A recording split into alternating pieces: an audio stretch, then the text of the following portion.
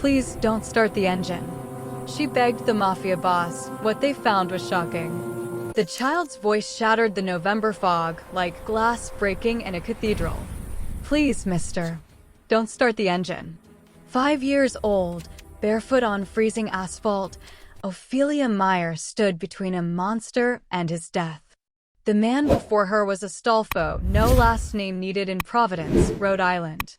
Not a gang leader. Not a street thug. Something the entire Federal Hill neighborhood feared far more. A man in immaculate suits who never raised his voice, but commanded absolute obedience. A man whose family had controlled the city's underground since the days of rum running and speakeasies. A man whose neck bore tattoos that told stories the police could never prove. But Ophelia Meyer had seen something from her attic window at 2:47 a.m. on November 14, 2024. Something that made her small heart hammer against her ribs and her breath come in shallow gasps. A figure in a gray hoodie, movements practiced and methodical, sliding beneath the massive black SUV parked directly across from her foster home. Tools glinting in the streetlight. Wires. A package the size of a shoebox, carefully positioned. Then silence as the figure melted into the pre-dawn darkness. A bomb. A trap. A murder wrapped in steel and explosives. Now Astolfo stood 6 feet away, his hand already reaching for the door handle, keys dangling from his fingers. Behind him, his brownstone fortress with its reinforced windows and security cameras. Around him, neighbors whose curtains twitched but never fully opened. And closing in from both ends of Sutton Street, she'd seen them earlier, 2 dark sedans with tinted windows, engines idling, waiting for the explosion that would change everything. Ophelia had seconds to decide. Stay hidden and silent, the way foster children learn to survive, or scream truth at a man who could destroy her with a phone call and risk everything. Her next words would either save a killer's life or end her own. The pre-dawn air of November 14, 2024 hung heavy over Providence's Federal Hill, carrying the scent of yesterday's rain on cobblestones, espresso from the cafes preparing for morning rush, and that particular Rhode Island cold that seeped into bones and stayed there. At exactly 6:43 a.m., the streetlights still fought against the gray mist rolling up from the Providence River, painting everything in shades of charcoal and smoke. The historic neighborhood that had seen 100 years of whispered deals and silent power shifts held its breath. 5-year-old Ophelia Meyer pressed her small body against the cold metal of a recycling bin at the corner of Sutton and Atwell's, her worn red velvet dress, 2 sizes too big, a hand-me-down from a previous foster placement, soaked at the hem from running through puddles. Her dark hair hung in tangles around a face that was too pale, too thin, marked by the particular exhaustion that comes from never feeling safe. No coat despite the 38-degree temperature. No shoes despite the broken glass that decorated the sidewalk. But it wasn't the cold that made her tremble like a leaf in a storm. It was terror so complete she could taste copper on her tongue, as if she'd bitten through her own cheek. Through the morning fog, she could see him clearly now. Astolfo emerged from his brownstone at 447 Sutton Street, the house with the black iron fence, the house that children crossed the street to avoid, the house where lights burned at all hours and men in expensive cars came and went like shadows. He was younger than Ophelia expected, maybe 35, with black hair slicked back from a face that could have been handsome if not for the coldness in his dark eyes. His suit was midnight blue, perfectly tailored, straining slightly across shoulders that suggested violence barely contained. But it was his neck that held Ophelia's frightened gaze, intricate tattoos crawling up from his collar, symbols she didn't understand but instinctively knew meant danger. Everyone in Federal Hill knew about Astolfo. He owned the construction companies that rebuilt half of downtown Providence. He donated to St. Bartholomew's Church every Christmas, enough to keep the soup kitchen running year-round. His grandmother had fed half the neighborhood during the Great Depression, and old-timers still spoke her name with reverence. But he also controlled everything that moved through Providence's port, every card game in every back room, every debt that came due in the darkness. And there were stories, never proven, always whispered, about men who'd challenged him and simply vanished, leaving behind only rumors and grieving families who knew better than to ask questions. Ophelia knew his reputation. Her current foster mother, Delilah Crane, had warned her 3 weeks ago when she'd caught Ophelia staring out the window at his house. "You stay away from that man, child. I don't care if you see him dying in the street, you walk the other way. Men like that bring nothing but destruction." But Ophelia also knew something else. 2 months ago, in early September, when Delilah's boyfriend Terrence had gotten drunk and violent, when the screaming had turned to breaking furniture and Ophelia had run into the street at midnight in her pajamas, it had been Astolfo's people who'd intervened. 2 men in black coats had simply appeared, had spoken quietly to Terrence for less than 3 minutes, and Terrence had packed his things and left Providence that same night. No police. No questions. Just protection that Delilah never acknowledged, but Ophelia never forgot. That memory flickered through Ophelia's mind now as she watched Astolfo check his watch with an irritated gesture, phone pressed to his ear, clearly arguing with whoever was on the other end. He looked so normal, so human, frustrated by morning traffic reports and court delays and whatever mundane problems rich criminals worried about. It made what she had to do even more terrifying, because it meant approaching something that seemed human, but might actually be a monster wearing a human face. Ophelia's legs felt boneless, unreliable, as if they might fold beneath her at any moment. Every survival instinct she developed across 4 foster homes in 3 years screamed at her to run. To sprint back to Delilah's house 6 doors down, to climb into her attic room, to pull the thin blanket over her head and pretend she'd seen nothing. To let someone else handle this. To let whatever was going to happen just happen, the way foster children learn to let everything happen around them while staying invisible. But there was no one else. She'd heard the men in the dark sedans talking when they'd parked 90 minutes ago, voices carrying in the pre-dawn quiet through her cracked window. She knew what was supposed to happen. The moment Astolfo turned that key, the moment the ignition caught, the bomb would detonate with enough force to vaporize the vehicle and everyone within 30 feet. The saboteurs would wait exactly 4 minutes for emergency responders to arrive, then detonate a second device hidden in a parked van to maximize casualties. It was meant to look like a rival family's opening move in a war, when really it was something far more calculated, far more cold-blooded. Astolfo was 15 feet from his vehicle now. 10 feet. His hand reached into his pocket for his keys. Ophelia's heart hammered so hard she thought it might crack her ribs. Her bare feet were numb against the frozen concrete. Her breath came out in ragged clouds of steam. She was 5 years old, 42 pounds, utterly powerless in a world that had shown her nothing but neglect and displacement. But she'd also learned something in those 4 foster homes.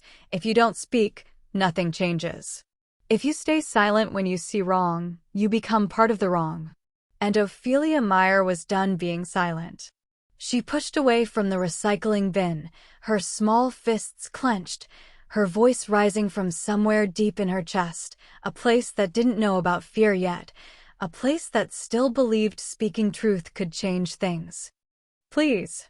The word erupted from her, high and desperate. "Please, mister, don't." Everything stopped. Astolfo froze, his hand hovering over the driver's side door handle.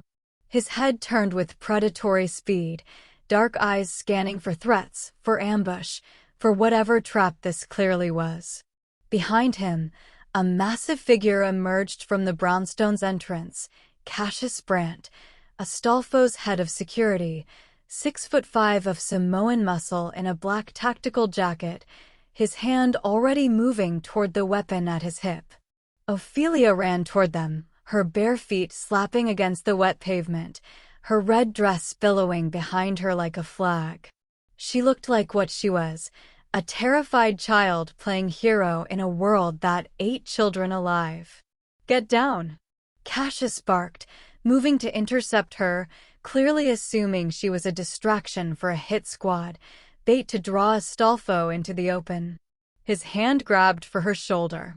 But Astolfo raised one hand, a subtle gesture, barely more than a finger lifted, but Cassius froze instantly as if he'd hit an invisible wall.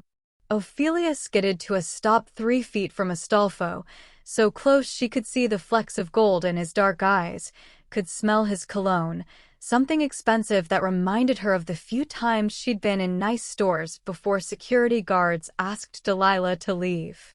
Up close, he was terrifying, all sharp edges and barely contained violence, a man who'd hurt people and would hurt people again without hesitation. But Ophelia had come too far to stop now. "The bad man," she gasped, the words tumbling out too fast, tripping over each other. "He put a sleeping tick under your car. The kind that goes boom. At 2:47 this morning. I saw him from my window. Gray hoodie. He had tools and wires and a box, and he was under there for 17 minutes, and I counted because I was scared and I didn't know what to do and—" "Slow down." Astolfo's voice was quiet, but it cut through her panic like a blade through silk. He crouched, his expensive suit straining at the seams, lowering himself until he was eye level with her. This close, she could see the exhaustion in his face, the weight of violence and secrets and decades of warfare that had somehow compressed into 35 years of life. "Where did you see this?" Ophelia's small hand extended, one finger pointing with absolute certainty at the SUV's undercarriage. "There. Right under the middle." He attached it to something metal. Said it was pressure plate activated, whatever that means. Said it would do the job and nobody could trace it back. Astolfo's entire body went rigid. His eyes, which had been annoyed and dismissive, suddenly sharpened into something calculating and deadly. He turned his head fractionally toward Cassius without breaking eye contact with Ophelia. "Clear the street. Now. 5-block radius. Move every civilian out. Call in Thorne's team for Yodi. Explosive ordnance disposal. And Cassius? Find whoever's watching. They'll have eyes on this location." Cassius was already moving, phone to his ear, barking orders in a voice that made windows rattle.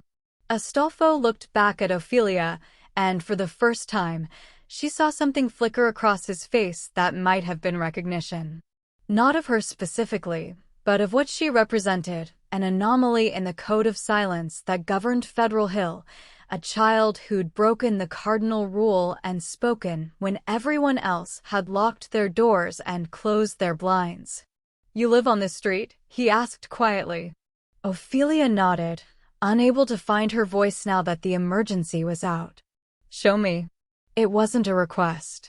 Astolfo stood in one fluid motion and walked toward his SUV with Ophelia trailing behind like a ghost in a red dress.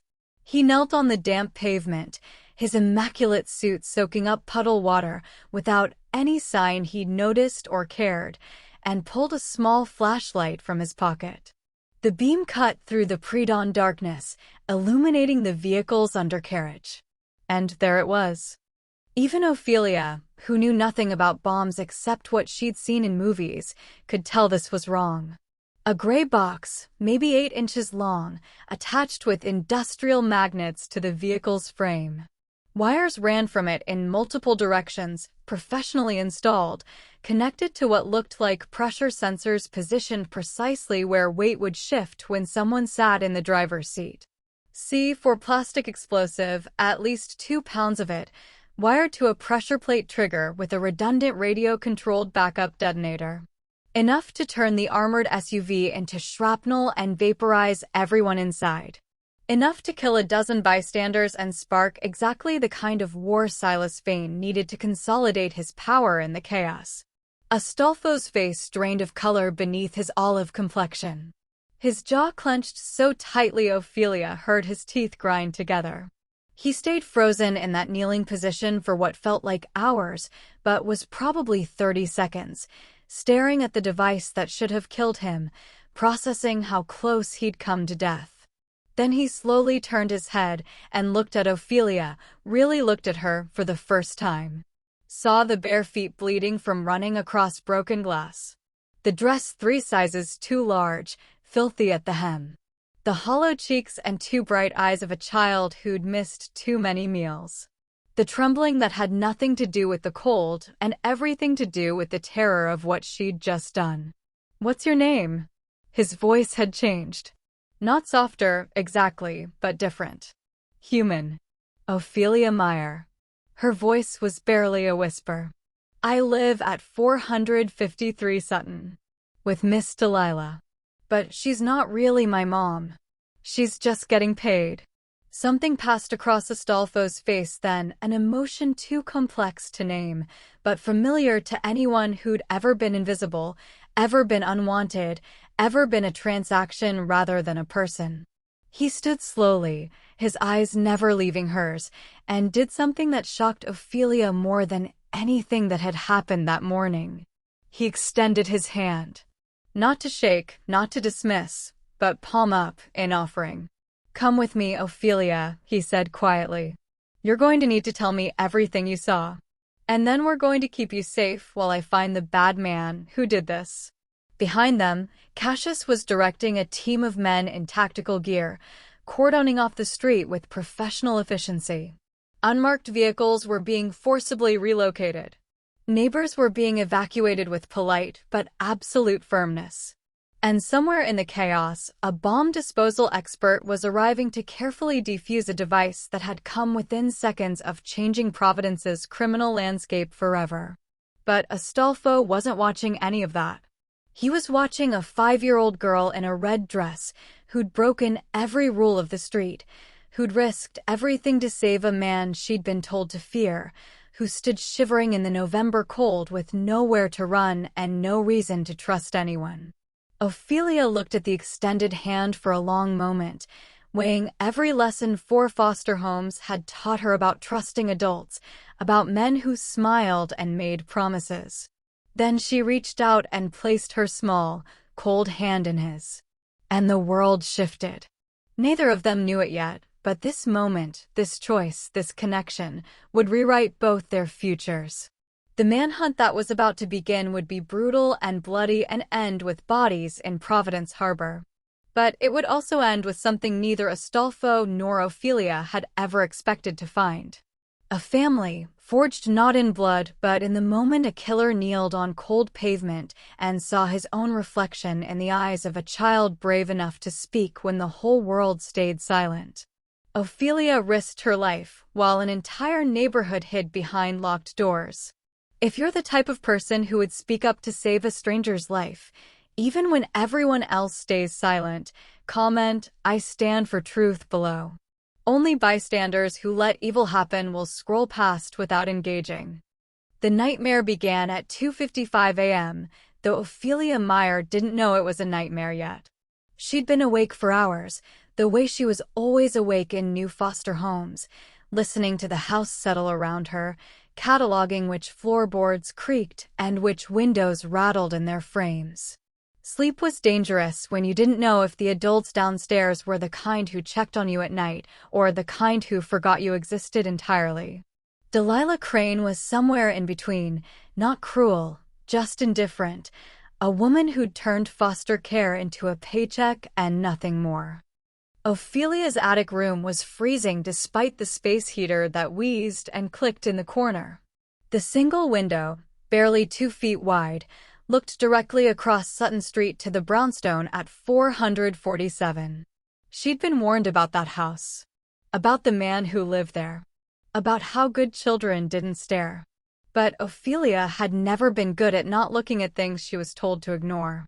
The street was empty at this hour, painted in that particular orange glow that came from old sodium streetlights fighting against November darkness.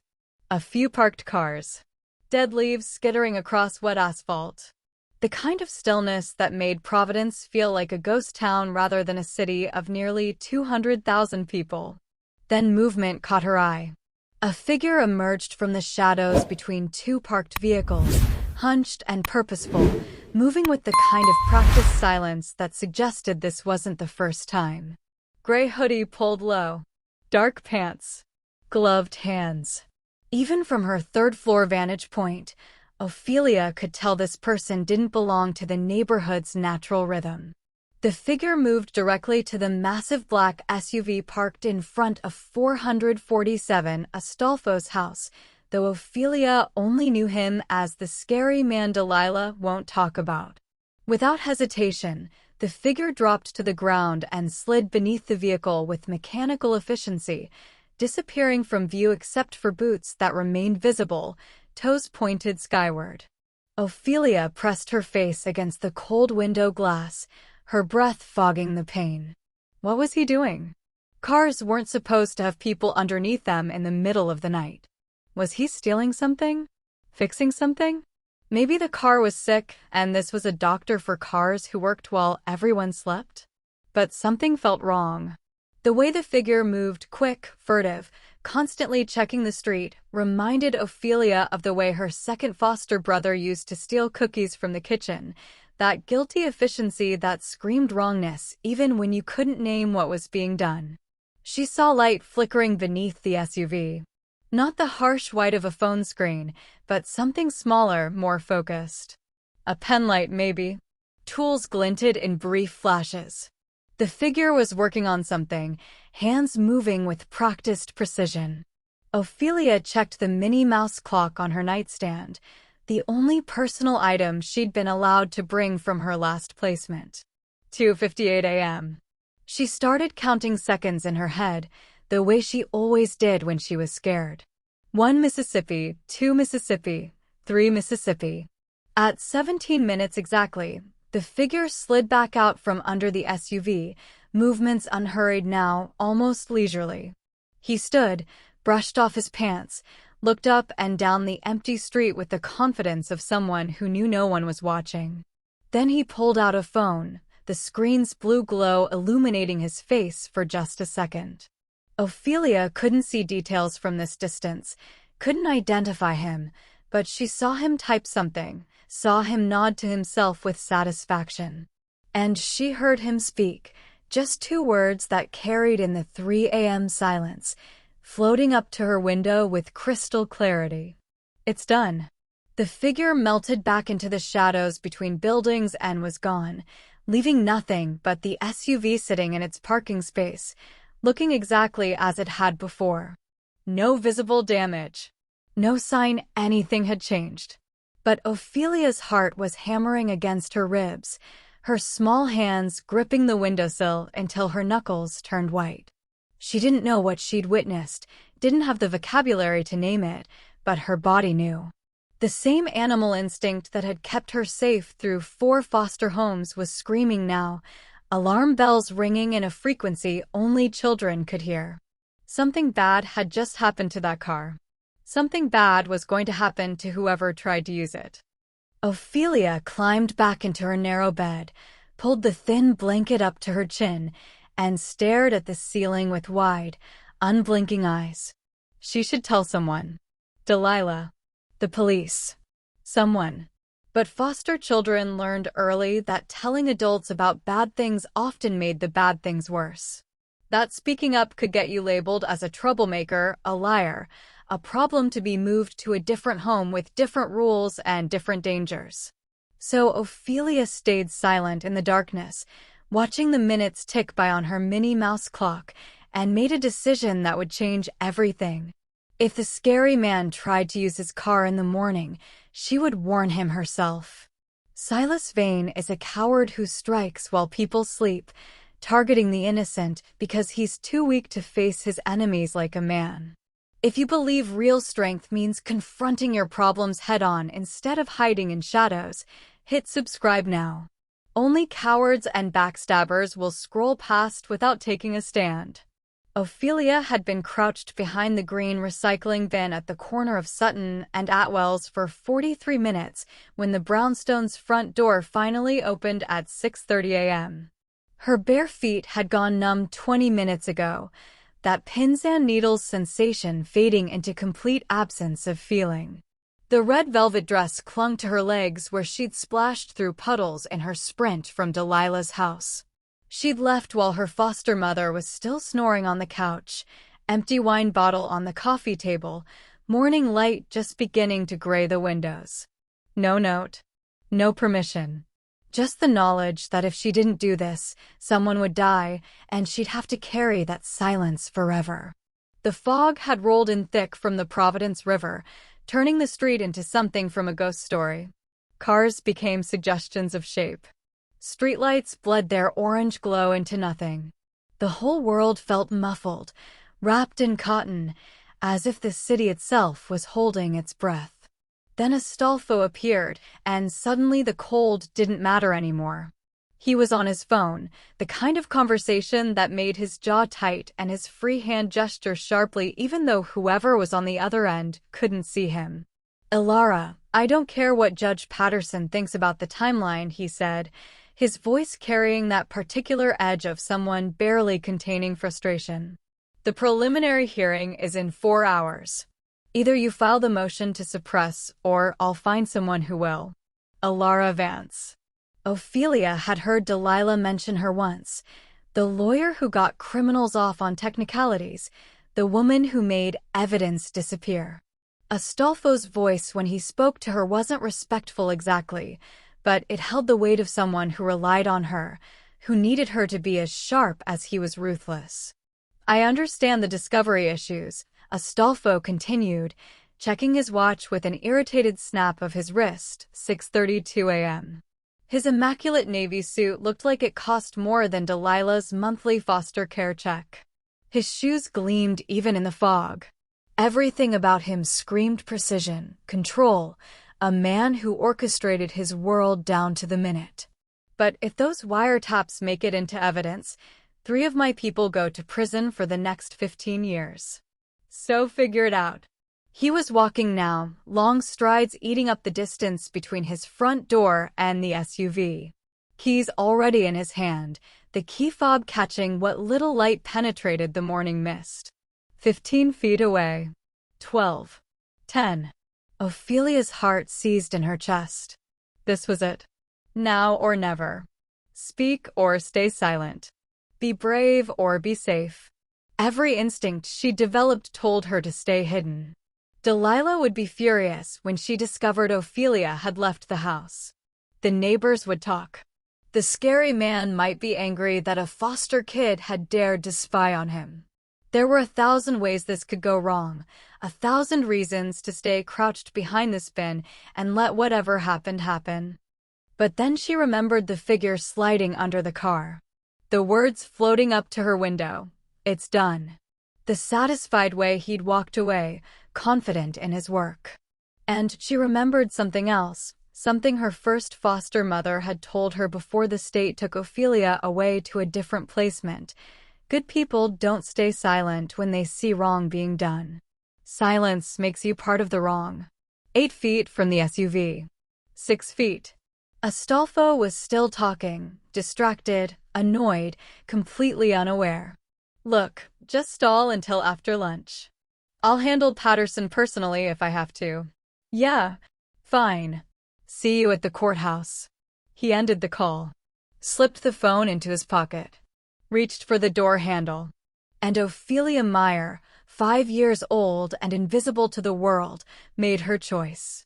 She pushed herself up from behind the recycling bin, her numb feet stumbling on the wet pavement, her voice rising from somewhere deep in her chest where fear and courage tangled together into something that felt like burning. "Please." The word tore out of her, desperate and high. "Please, mister, don't." The morning fog swallowed her scream and threw it back, making it sound like the whole street was crying out in warning. Everything happened in the space of 3 seconds. Astolfo's hand froze inches from the door handle, his entire body shifting into a combat stance so fluid it looked choreographed. His other hand moved toward his waistband where Ophelia could see the outline of something metal and deadly. His eyes scanned the street with predatory precision, looking for the ambush, the trap, the attack that a child's scream must be signaling.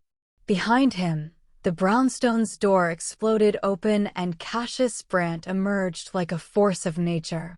6'5" of Samoan muscle poured into a black tactical jacket. He moved faster than any man that size should be able to move. His hand was already on his weapon, eyes tracking threats, body positioned to shield Astolfo from whatever was coming. And Ophelia was running toward them both.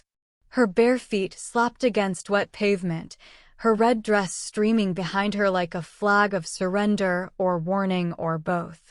She looked like exactly what she was, a terrified child playing hero in a game that killed adults. No plan. No backup. Just desperate momentum carrying her forward because stopping meant letting someone die. Target. Cassius barked, his voice like gravel in a blender.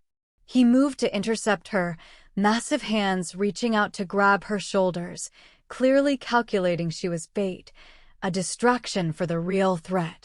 His eyes were scanning past her, looking for the sniper, the drive-by vehicle, the secondary attack. Ophelia saw him coming and couldn't stop, her frozen feet losing traction on the slick pavement. She was going to collide with him, going to be swept aside or thrown to the ground, and Astolfo would get in his car and die, and she'd have failed. But Astolfo's hand rose in a single, sharp gesture. Just one finger. Barely a movement at all.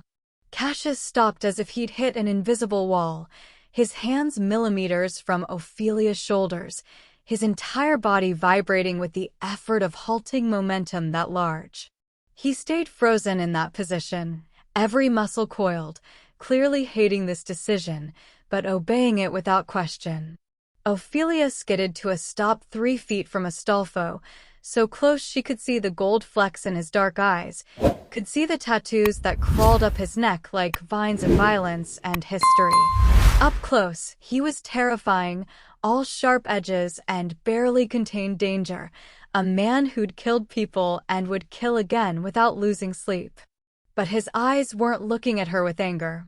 They were calculating, assessing, trying to solve the equation of why a barefoot child in a foster home dress would risk everything to scream at him on a foggy Providence morning. "Talk," Astolfo said quietly, and somehow that whisper carried more authority than Cassius's shout. "You have 10 seconds before I get in this car." Ophelia's breath came in ragged gasps, her words tumbling out in a desperate rush. "Don't start it. Please don't start the engine. It goes boom." The bad man, he was under there at 2:55 this morning. I saw him from my window. He had tools and wires, and he put something under the middle part, and he said, "It's done," when he finished, and I think he wants to hurt you and... Under the car? Astolfo's voice hadn't changed volume, but something in it had gone cold as winter ice. Ophelia nodded frantically, her small finger pointing at the SUV's undercarriage. "Right there. Under the middle." He was there for 17 minutes. I counted. I counted the whole time because I was scared and didn't know what to do. The street had gone completely silent. Even the morning birds had stopped singing, as if nature itself was holding its breath. Astolfo stared at her for one long moment, his face unreadable. Then he looked at Cassius, and some unspoken communication passed between them, the kind of wordless understanding that came from years of surviving together. "Sweep the street," Astolfo said softly. "Every car. Every shadow. Someone's watching." Cassius was already moving, phone pressed to his ear, barking orders in a language Ophelia didn't recognize. Within seconds, men were emerging from vehicles she hadn't even noticed, men who'd been there all along, watching, waiting. Astolfo turned back to Ophelia and did something that shocked her more than anything that had happened so far. He lowered himself into a crouch, his expensive suit straining at the shoulders, and dropped to her eye level. Not towering over her. Not using his size to intimidate. Meeting her as an equal. "What's your name?" he asked. "Ophelia." Her voice was barely a whisper now, all the adrenaline draining away and leaving only terror. "Ophelia Meyer. I live at 453 with Miss Delilah, but she doesn't know I'm here and she's going to be so mad." "You did the right thing, Ophelia Meyer," Astolfo interrupted gently. Then he turned toward his SUV, pulled a small tactical flashlight from his pocket, and knelt on the damp pavement. He aimed the beam under the chassis, and the color drained from his face like water from a broken glass.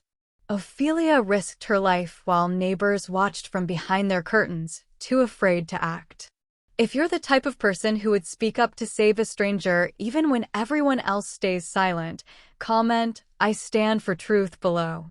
Only bystanders who let evil happen will scroll past without taking a stand. Astolfo stayed frozen in that kneeling position for what felt like an eternity, but was probably only 15 seconds. His flashlight beam didn't waver, locked on the undercarriage of his SUV with the kind of intensity that made the air around him feel dangerous. From where Ophelia stood, she could see his profile, the hard line of his jaw, the tattoos that crawled up his neck like a roadmap of violence, the way his breathing had gone shallow and controlled. He looked like a statue carved from marble and rage, every muscle locked in place as his mind processed what his eyes were seeing. The device was exactly where Ophelia had said it would be. A gray box, maybe 8 inches long and 4 inches wide, attached to the SUV's frame with industrial-strength magnets that would hold through any driving conditions. Professional. Clean. Deadly. From the box, wires ran in multiple directions like veins carrying poison, red wire to the fuel line, black wire disappearing up toward the engine compartment, green wire coiled around what looked like a pressure sensor positioned precisely where weight would shift when someone sat in the driver's seat. C4 plastic explosive. At least 2 pounds of it based on the size of the package. Enough to turn the armored vehicle into a fireball that would reach 3,000 degrees Fahrenheit in under 2 seconds. Enough to vaporize the driver instantly and send shrapnel through anyone standing within 30 feet. Enough to leave nothing but scorched pavement and DNA samples too degraded for identification. And wired to both a pressure plate trigger and what appeared to be a backup radio-controlled detonator, because whoever planted this wasn't taking chances. They wanted Astolfo dead with the kind of certainty that spoke to professional hatred. Astolfo's hand trembled slightly as he adjusted the flashlight angle, checking the connections, verifying what he was seeing. His face had gone the color of old newspaper, that grayish pallor that came with the realization of mortality.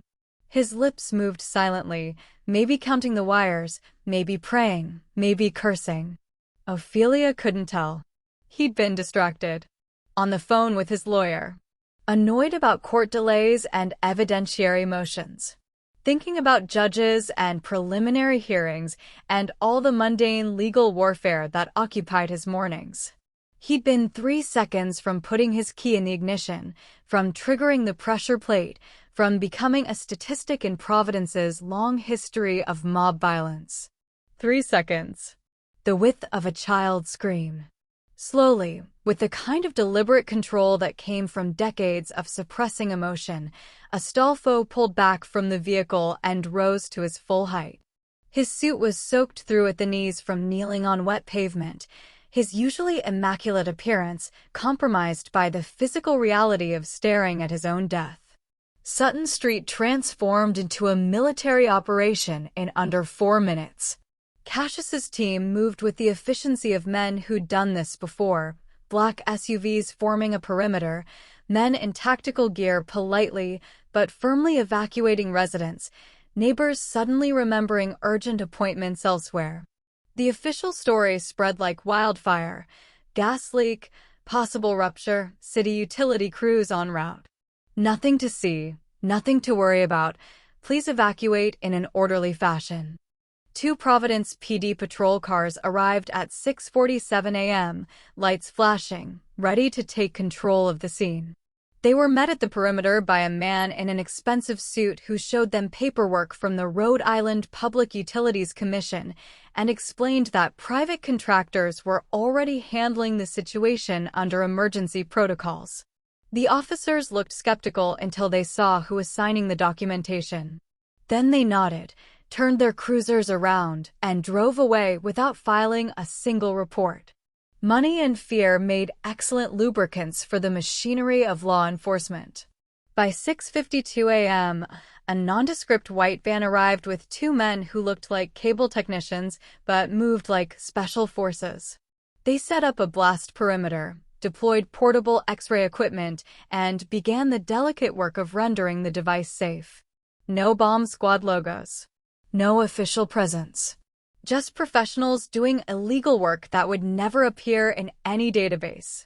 Through all of this, Ophelia stood exactly where Astolfo had left her, shivering in her red dress, watching the organized chaos with wide eyes. She felt invisible again, the way she always did when adults took over. Just furniture in the background of important events. Then Astolfo's hand appeared in her peripheral vision, extended palm up, not grabbing or demanding, but offering. "Come," he said quietly. "You're freezing." Ophelia looked at his hand for a long moment, weighing every lesson 4 foster homes had taught her about trusting adults who made promises. But her feet were bleeding and numb, her dress was soaked through, and something in Astolfo's voice suggested this wasn't optional. She placed her small hand in his. His palm was warm, calloused, surprisingly gentle as it closed around her frozen fingers. He led her across the street toward his brownstone, past Cassius, who stood guard at the entrance like a sentinel carved from granite. The door was heavy steel disguised as wood, the kind that could withstand bullets and battering rams. Inside was nothing like Ophelia expected. The foyer was warm, almost hot, heated by radiators that hissed softly against walls painted a deep cream color. Hardwood floors gleamed under soft lighting. Photographs lined the hallway, old black and white images of Providence in the 1920s, families gathered around dinner tables, children playing in streets that no longer existed. Everything was immaculate, expensive, but somehow felt lived in rather than showcased. Astolfo guided her to a kitchen that looked like something from a magazine. Marble countertops, professional-grade appliances, a breakfast nook with windows overlooking a private garden. He pulled out a chair and gestured for her to sit. "Your feet are bleeding," he observed, already moving toward a cabinet. He returned with a first aid kit that looked military-grade, kneeling for the second time that morning to examine her injuries with surprisingly gentle hands. "I'm Ophelia Meyer," she whispered, because that seemed important to say. "I'm 5. I live at 453 with Miss Delilah Crane, but she's just my foster mom for now. I've had 4 homes in 3 years. Sometimes they keep me, sometimes they don't." Astolfo's hands paused in their work, a cotton swab dripping antiseptic onto the tile floor. He looked up at her with an expression she couldn't read. "Where's your real family?" "Don't have one. Never did." Something flickered across Astolfo's face, anger, perhaps, or recognition. He returned to cleaning her cuts with meticulous care, each touch precise and careful, as if she were something breakable that he'd been tasked with protecting. "And Miss Delilah," he said carefully, "she knows you're here?" Ophelia shook her head. "She was asleep. I snuck out. She's going to be really mad." "No," Astolfo said quietly, wrapping gauze around her feet with practiced efficiency. "She's not." The system failed Ophelia, leaving a 5-year-old wandering dangerous streets at dawn while adults slept. If you're sick of a broken system that neglects the most vulnerable children among us, hit the like button right now.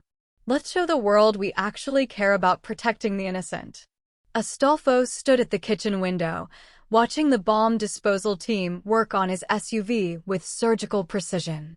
But his mind was 25 years in the past, standing in a different street, watching a different car burn. July 17, 1999. He'd been 10 years old. His father, Domenico, had kissed his mother goodbye at 7:15 a.m., told young Astolfo to behave, and walked to his Lincoln Town car parked on this very street. The explosion had been so powerful it shattered windows 3 blocks away. Astolfo had been eating breakfast when the world turned orange and the house shook like an earthquake. They'd found pieces of his father scattered across Sutton Street for days afterward. The investigation had been a joke. Providence PD declared it gang violence, unsolved, case closed within 6 weeks. But Astolfo's uncle, the man who'd raised him after that day, had known better. He'd shown 10-year-old Astolfo the surveillance photos, the witness statements the police had buried, the signature of the bomber who'd done the work. A man named Konstantin Volkov, a Soviet explosives expert turned freelance killer. And Volkov had been working for one client in Providence, the Vane family's patriarch, Thomas, the architect, Vane, who'd wanted Domenico's territory and had taken it over the scorched remains of a father who'd never see his son grow up. Astolfo had spent 15 years hunting Volkov. Found him in 2014, living under an assumed name in Brighton Beach. Justice had been delivered with a different kind of bomb, one that left no trace, no evidence, no loose ends. But Thomas Vane had died of cancer in 2019, taking his secrets to the grave. Or so Astolfo had thought. Now, staring at the device under his SUV, the redundant triggers, the professional installation, the signature methodology, Astolfo recognized the style. Not Volkov's work directly, but someone trained by him. Someone who knew the old ways, the Soviet techniques. He pulled out his phone and dialed a number he hadn't used in 3 years. "I need everything you have on Silas Vane," he said when the line connected. Thomas's grandson. Where he's been, who he's trained with, what he's been doing since the old man died. The voice on the other end was cautious. Silas dropped off the grid 2 years ago. Rumors said Eastern Europe. Moscow, maybe? Moscow. Where Volkov had trained before coming to America. Astolfo's grip on the phone tightened until the case creaked. This wasn't random. This wasn't business. This was history repeating itself, a vendetta passed down like inheritance, a debt written in his father's blood that Silas Vane intended to settle with Astolfo's. The jackal had returned to finish what his grandfather started. And he'd just made it personal. By 8:15 a.m., the official story was spreading through Providence's underground like poison in water. Astolfo was dead. The car bomb had detonated at 6:45 a.m., vaporizing him instantly. Eyewitnesses reported seeing the explosion from blocks away. Federal Hill was in chaos. The power vacuum was already forming, rival factions circling like sharks that smelled blood. Except none of it was true. Astolfo sat in his study, very much alive, watching security feeds as the lie took root and grew. Cassius had orchestrated it perfectly, staged photos of a burned-out SUV chassis, strategically placed, witnesses spreading the news, even a forged police incident report that would circulate through the right channels. "The hospital angle is set," Cassius reported, standing by the door. "Rhode Island Hospital, ICU. Critical condition but stable. Heavily sedated. Limited visitors, maximum security." Astolfo nodded, his eyes never leaving the monitors. "And the leak?" "Already done. 3 of Vane's known associates received anonymous tips within the last hour. Astolfo survived, but he's vulnerable. Room 847, ICU West Wing. Security is tight but not impossible." It was perfect bait. Silas Vane was arrogant, trained but inexperienced, the kind of man who'd inherited his grandfather's grudge, but not his patience. He'd see an opportunity, finish what the bomb failed to do, kill Astolfo while he was weak and wounded, cement his reputation as the man who ended the dynasty. He'd come personally. Men like Vane always did. They needed to see the light leave their enemies' eyes. Rules of engagement? Cassius asked. I want him alive, Astolfo said quietly. At least long enough to tell me who else knew about my father. Who else was involved in 1999? Then, he paused, thinking of Ophelia asleep upstairs in a guest room, wrapped in blankets that probably cost more than Delilah's monthly income. Then we end this. Permanently. Cassius nodded and left to coordinate the trap. Astolfo turned back to the window, watching dawn break over Providence. Somewhere out there, Silas Vane was celebrating, thinking he'd won, thinking Astolfo was dying in a hospital bed. He had no idea he was already dead. He just hadn't stopped breathing yet. Vane targets the innocent to get what he wants, planting bombs that could kill dozens just to murder one man. If you despise bullies who hurt the weak to feel powerful, subscribe now. Let's build a community that stands against toxicity and cowardice. The trap sprung at 11:47 p.m., not at the hospital, but at the abandoned Narragansett Shipyard on the Providence River. Silas Vane had taken the bait, but changed the location, smarter than Astolfo expected, cautious enough to smell the hospital trap. He'd sent word through intermediaries, meet at the docks, come alone, discuss terms. A ceasefire, perhaps. Negotiation. Astolfo came, but not alone. The shipyard was a graveyard of rusted cranes and rotting warehouses, lit only by distant streetlights that turned the fog into luminous curtains. Vane stood near the water's edge, flanked by two men with visible weapons, confident in his position. You're harder to kill than your father, Vane called out as Astolfo approached. He was younger than expected, maybe 30, with sharp features and his grandfather's cold eyes. But not impossible. My father, Astolfo said quietly, stopping 20 feet away. You weren't even born when they murdered him. This isn't your vendetta, Silas. It's inherited hate you're too stupid to question. He took what belonged to my family. He built what your grandfather was too weak to hold. Astolfo's voice cut like a blade. And now you've made the same mistake he did. You targeted me in my home. On my street. Where children live. Vane's confidence flickered. I don't know what. You planted a car bomb at 3 a.m. on November 14th. Astolfo pulled a folded paper from his jacket, Ophelia's drawing, crude but detailed, showing a man in a gray hoodie beneath a vehicle. A 5-year-old witness watched your man work for 17 minutes. She drew this. Described the device. The timing. Everything. Vane's face went pale. A child? You're using a child's. You almost killed a child, Astolfo interrupted, his voice dropping to something barely human. The bomb had a secondary device. Timed for first responders. She would have been in the blast radius. Behind Vane, shadows moved.